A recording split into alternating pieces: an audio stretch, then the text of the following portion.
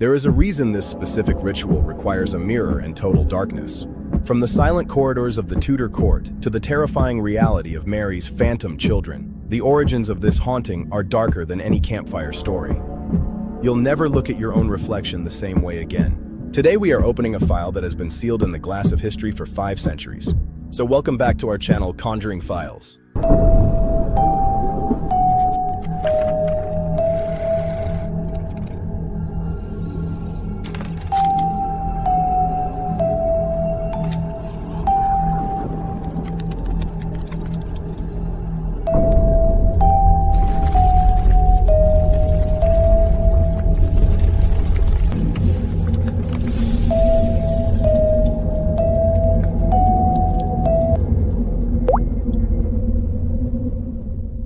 This is not just a story about a ghost, it is a story about grief, power, and the terrifying power of the human mind to manifest its deepest traumas into reality.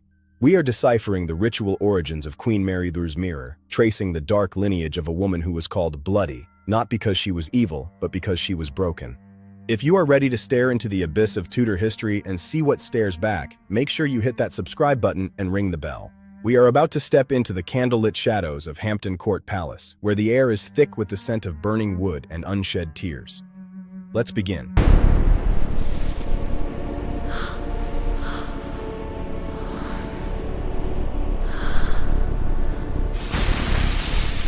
In 2026, the ritual is ubiquitous. It is a rite of passage for adolescents across the globe. Lock the bathroom door, turn off the lights, light a single candle, stand before the mirror. Chant her name 3 times, 10 times, 100 times. Bloody Mary, Bloody Mary, Bloody Mary. The expectation is universal. The face in the glass will change. It will rot. It will scream. It will reach out. But why? Why this specific queen? Why this specific ritual? To understand the modern myth, we must first understand the object itself. The mirror. In the 21st century, a mirror is a commodity, but in the 16th century, a mirror was a miracle. It was a portal. The silvered glass of the Tudor era was not perfect. It was cloudy, distorted, and fragile. It did not reflect the world as it was. It reflected the world as it felt. For the royal court, mirrors were not just vanity items. They were tools of statecraft and sorcery. Scrying was a practiced skill among the elite. John Dee, the famous advisor to Elizabeth I, was a master scryer. He used obsidian mirrors to speak with angels and demons. The boundary between science, religion, and magic was thin, porous, and dangerous. Connect the silvered glass of the 16th century to these scrying rituals. When Mary looked into her mirror, she was not just checking her appearance. She was searching for an heir. She was searching for validation. She was searching for a sign from God that her marriage to Philip of Spain was blessed. Every time she gazed into that cloudy surface, she was engaging in a form of spiritual interrogation.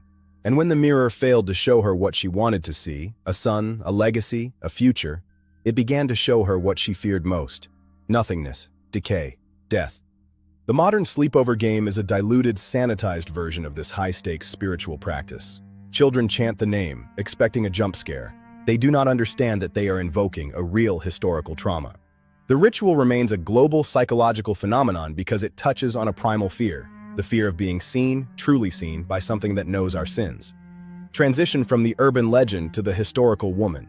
Mary Tudor was not a witch. She was a devout Catholic, a trained diplomat, and a queen who loved her country. But she was also a woman who suffered immensely. Her life was a series of betrayals, by her father, Henry VIII, who declared her illegitimate, by her brother, Edward VI, who excluded her from the succession, and by her own body, which betrayed her most desperate desire. The Bloody Mary of folklore is a caricature, a monster created by Protestant propaganda and later by Hollywood. The real Mary was a tragic figure, a woman whose pain was so profound that it transcended death. Why does her spirit linger in the glass? Because the mirror was her confidant. It was the only place where she could be vulnerable. It was the only place where she could admit her failure. And in that vulnerability, something took root. Something dark. Something hungry. The modern myth is not just a story. It is an echo. An echo of a queen who stared into the void and the void stared back. As we delve deeper, we will see how her personal tragedy became a national nightmare, and how the nursery that never held a child became the birthplace of a ghost. Stay with us. The reflection is changing. She's cursed.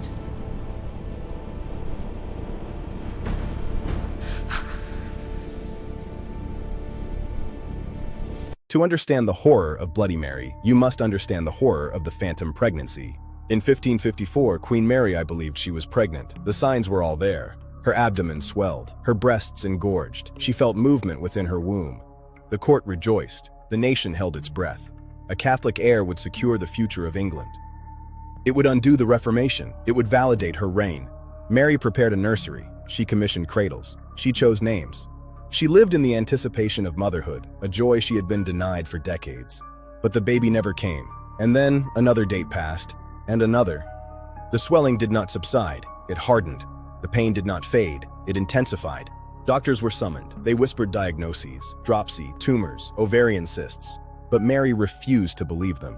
She clung to the hope of a child, even as her body began to fail. This was not just a medical condition, it was a psychological break. Her mind, desperate for an heir, had convinced her body to mimic pregnancy. It was a somatic delusion, a physical manifestation of her deepest need. Detail the agonizing reality of this period. Imagine the queen sitting in her chambers. Imagine the queen, hand resting on a swollen belly that held no life. Imagine her talking to the unborn child, singing lullabies to a ghost. Imagine the nurses preparing linens for a baby that did not exist. This was not just sadness, it was madness. It was a living death. Mary was carrying a ghost inside her. And when the truth finally broke, that there was no child, only disease and despair, the shock nearly killed her. The grief was absolute. It was a grief for a person who had never existed, yet was more real to her than any living subject. Analyze the psychological toll, the creation of a ghost before she ever died. This is the core of the Bloody Mary legend. The spirit in the mirror is not the ghost of Mary the Queen. It is the ghost of Mary the Mother. It is the embodiment of the child that never was. And the mother who failed to produce it. The rage, the sorrow, the betrayal, it all coalesced into a singular entity. The phantom pregnancy created a vacuum, a space where love should have been, but where only emptiness resided. And nature abhors a vacuum. Something else moved in. Shift the focus from her personal grief to how this private trauma was weaponized. Mary's political rivals, particularly the Protestants, saw her suffering not as tragedy, but as judgment. They claimed that her barrenness was a sign of God's displeasure. They mocked her swollen belly, calling it a tumor, a curse, a mark of sin.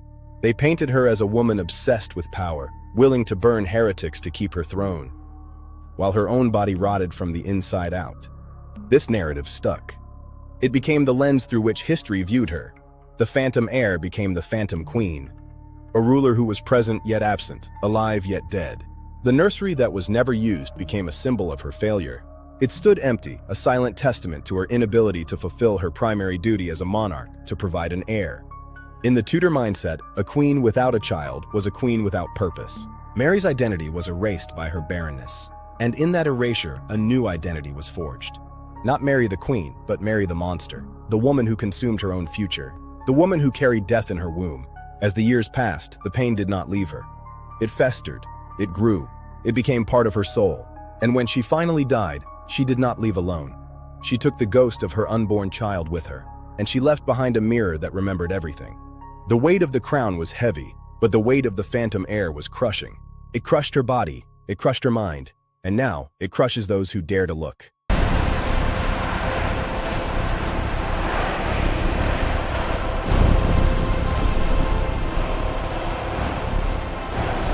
While Mary was battling her internal demons, her kingdom was burning.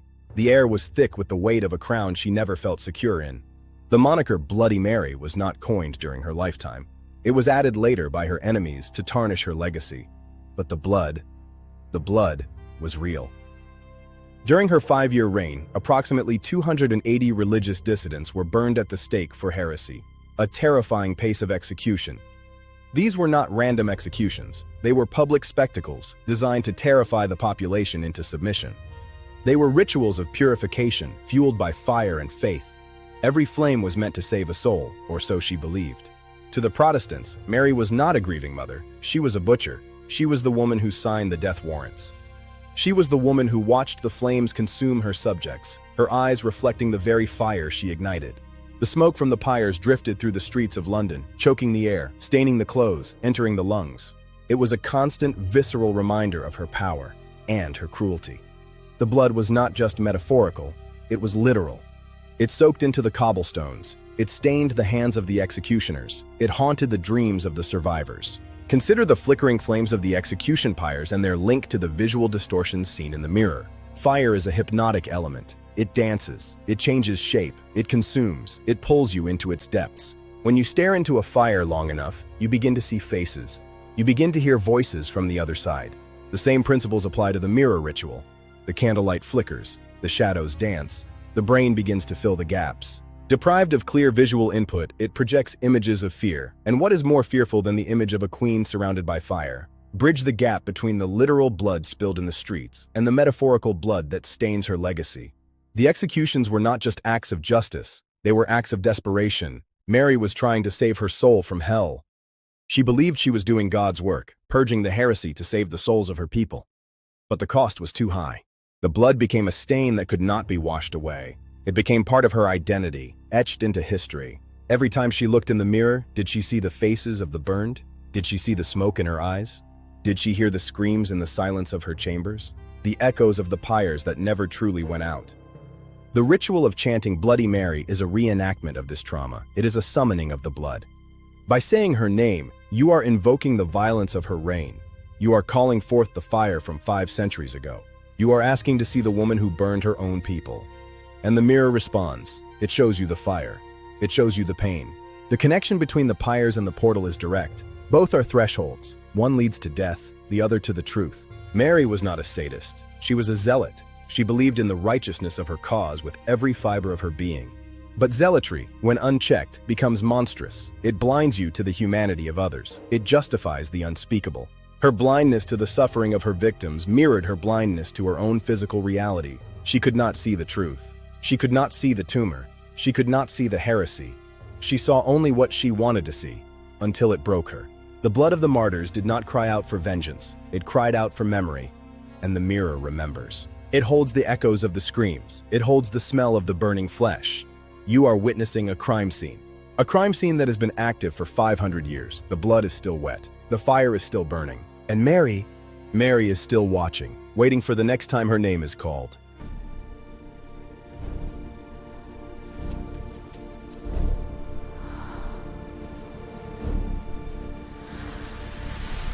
To understand why the mirror works, we must understand the Tudor belief in soul traps. Mirrors were not considered neutral objects. They were thought to capture the essence of the viewer. If you stared into a mirror for too long, especially in low light, you risked losing your soul to the glass. This superstition was widespread. It was why mirrors were covered after death, to prevent the deceased from becoming trapped or from pulling the living in with them. Explore this belief in the context of Mary's illness. During her final years, Mary spent hours in front of her mirror. She was obsessed with her appearance, with her failing health, with the ghost of her unborn child. She stared into the glass, searching for answers, searching for relief, searching for escape. And in that staring, she opened a door. She allowed her grief, her guilt, and her fear to enter the glass. She poured her soul into the silver, and when she died, part of her remained. Discuss the science of the Troxler Effect. This is a neurological phenomenon where, if you fixate your gaze on a specific point in a low-light environment, the peripheral details of your vision begin to fade and distort. Your brain, starved of new information, begins to hallucinate. Faces melt, features shift, shadows become monsters. This is what happens during the Bloody Mary ritual. You are not seeing a ghost. You are seeing your own brain breaking down. You are seeing the instability of your own perception. Connect these neurological hallucinations to the specific iconography of Mary's portraits. Mary was often depicted in dark, heavy mourning clothes. Her face was pale, her expression stern, her eyes deep set. When the Troxler effect distorts your own reflection, it tends to exaggerate features. Eyes become darker, skin becomes paler, mouths become wider. The result is a face that looks eerily like Mary Tudor. It is a coincidence of biology and history. Your brain is projecting the archetype of the ever-grieving queen onto your own distorted reflection. But is it just biology, or is it something more? The Tudors believed in the power of symbols. They believed that images had agency.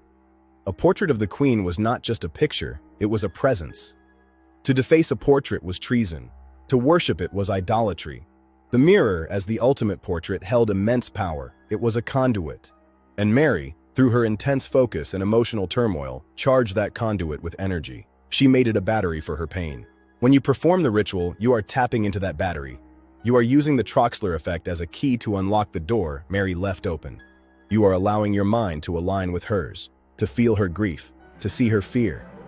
The mirror is not just reflecting you, it is reflecting her. And in that moment, the boundary between the living and the dead dissolves.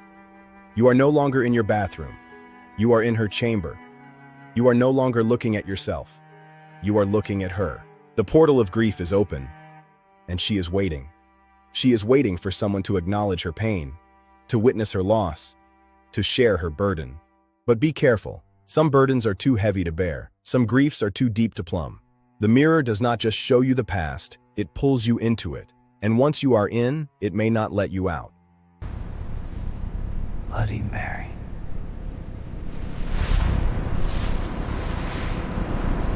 Let us synthesize the journey. We have traced the line from the scrying mirrors of the Tudor court to the bathroom stalls of modern schools. We have seen how a queen's desperate search for a legacy transformed into a ritualized curse. We have understood that the monster in the mirror is not a demon, but a manifestation of historical trauma. It is the echo of a woman who was failed by her father and betrayed by her husband and abandoned by her body. Let us finalize the argument. The woman in the mirror isn't a monster. She is a mother who lost her child before it was born, a mother who lost her country to history. Is it your reflection, or is it the eternal reflection of a tragic legacy? The horror of Bloody Mary is not in her violence, but in her sorrow.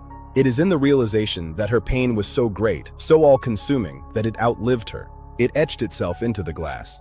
It became a part of the fabric of reality. Why do we still look? Why, in an age of science and reason, do we still chant her name in the dark? Because we are afraid to forget. We are afraid that if we stop looking, she will disappear. And if she disappears, her suffering will have been in vain. We look into the glass to witness her, to acknowledge her, to say, I see you, I see your pain, I see your loss. It is an act of communion. A dark, twisted, terrifying communion, but a communion nonetheless. End with a final thought. The next time you pass a mirror, pause, look closely. Not at your face, but at the space behind it, at the shadows, at the depth. Ask yourself, what is looking back? Is it you, or is it her? The glass is cold, but the history is hot. The silence is loud, but the screams are louder. And Mary is still there, waiting, watching, weeping. Thank you for joining me on this journey into the heart of the mirror. If you found this exploration of the truth behind Bloody Mary compelling, please like this video, share it with someone who dares to look, and subscribe to the Conjuring Files. Hit the bell icon so you never miss a file. Remember, the glass remembers everything. The truth is in the files. Do not turn your back on the mirror.